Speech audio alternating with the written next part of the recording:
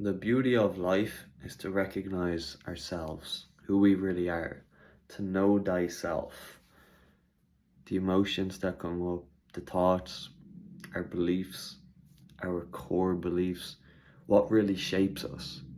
Because this is how we function in the world.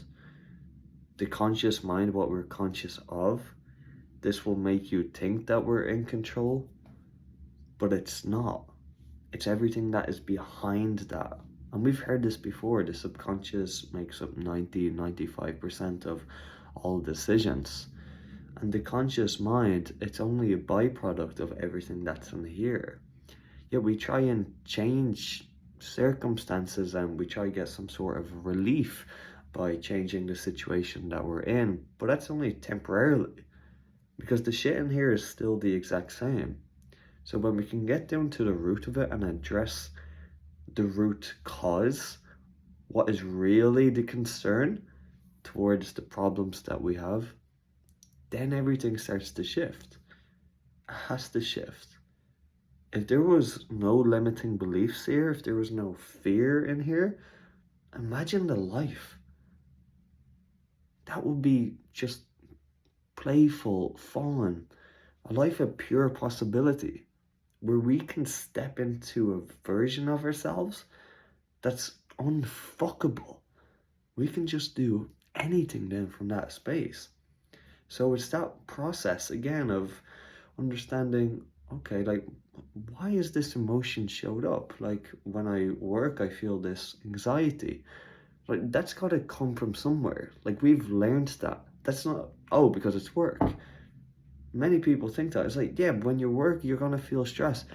And of course, there's going to be a space there of evolution. But what I'm focused on, what I'm interested in, is, oh, why is that anxiety there?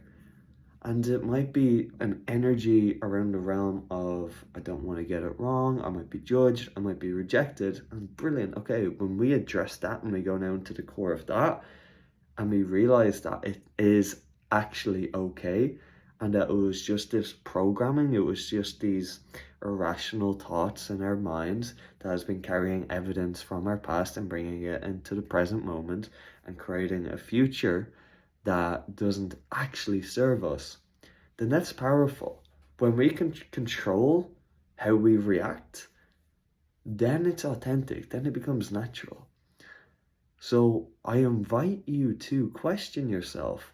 Where in your life do you feel stressed, upset, maybe with a relationship, work, finances, whatever that looks like, and question it. Why do I actually feel this way? Like, get curious with it. Okay, yeah, well, I feel XYZ. Where does that come from? What do I make that mean about myself? What hurtfulness would this be to me if this was to be true? And when we question it, we realize it was never a truth. It was just a filter of life that we've been looking through. But when we dissolve that, then we step into empowerment. Then we feel into true, genuine peace. There's a beautiful quote that I love. There's not enough clothes in the world for the ego to be satisfied. You can buy all the clothes in the world. You can have all the money in the world. Regardless, the ego's not going to be satisfied. It's just going to keep running. It's going to keep going. And there might be some sort of temporary relief. It's kind of like climbing a mountain thinking that, oh, we'll be successful when we get up to the top. But when we get up to the top, we realize, oh shit, there's another mountain. And it's funny because that's already happened 20 times before, that other mountain that you've climbed up to the top from. So it's the exact same thing. It's not to satisfy the ego and to change circumstances as such to be okay, but it's to look inwards and start to question, okay, what's really going on here? And that's when that void is integrated. Then there's no more void. Then there's no more chasing. And the way that we show up for ourselves, the way we think, the way we feel, it has to completely shift too. Because it was an identity that we were living in, that we were not going to be okay, that we're not a good person, that People are going to hate us, whatever version of that looks like. When we can realize that they weren't truths either, and it's simply what we have learned, then we shift inwards. And because we shift, the people around us, they gotta shift. Our circumstances, they gotta shift. The world is a reflection of us. And when we show up differently, the world's gonna show up differently too.